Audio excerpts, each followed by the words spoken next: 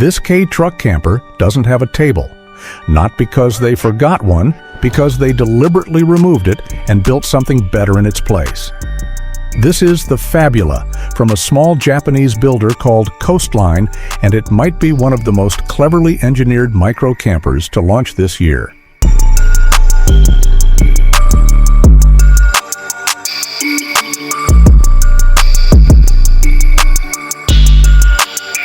The name itself is intentional.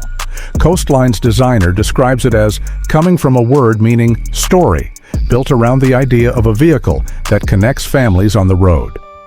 The Fabula officially launched on November 15, 2025, after debuting as a limited 30-unit pre-sale earlier that year.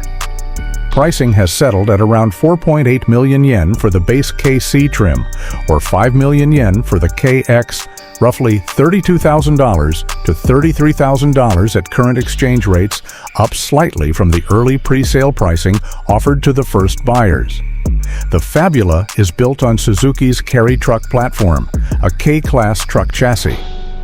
But here's an interesting detail. Despite the Kei-truck base, it's actually registered as a standard vehicle rather than under key car classification, which means it's cleared for highway driving, not just local roads.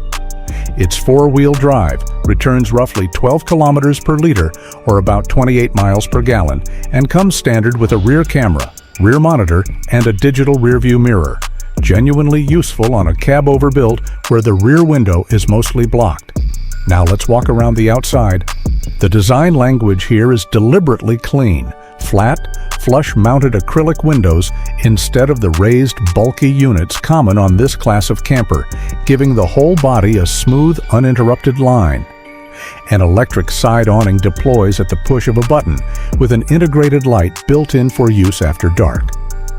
Around back, an oversized tail light design was made intentionally large, so the vehicle reads clearly from behind. A small styling choice, but one the designer specifically called out as deliberate.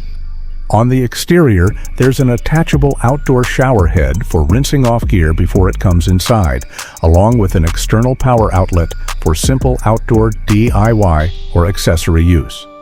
And underneath, two large slide-out storage drawers handle wet or bulky items. The designer specifically pointed to this as one of the standout features, since a slide-out design makes it far easier to see and reach what's inside compared to a traditional swing door storage bay. The rear hatch itself was intentionally oversized too, large enough to make it genuinely easy to check on passengers or kids from outside without needing to walk all the way around to a side door. That covers the outside. Now let's get into what actually makes this vehicle different from nearly everything else in its class. Step inside, and the first thing that stands out is the seating layout itself. Most campers in this size class seat passengers sideways in the back. The Fabula doesn't. Its rear seating faces forward, built around a central seat position that can also accommodate a child seat. It's a genuinely unusual layout for a key-based camper, and it's the foundation the entire interior is designed around. And here's the detail that makes this vehicle worth talking about. Most small campers have a folding pole-mounted table that has to be assembled, removed, and stored somewhere when you don't need it. The Fabula doesn't have one at all, deliberately. Instead, a single multifunction unit handles everything. It becomes a counter table that pops up for meals, the edge of the bed when it's sleep time, storage and housing for the electrical system underneath, and a chair when you need extra seating. One physical part, 4 different jobs, and nothing extra to assemble or find a home for. In dining mode, that same unit puts a power outlet and counter space within easy reach of both the microwave and the fridge, so you're not moving around the cabin just to heat up food from a roadside bento. Switch to living mode, and the same space lowers into lounge seating, reclining far enough to work as a proper sofa with an ottoman, not just a compromise position.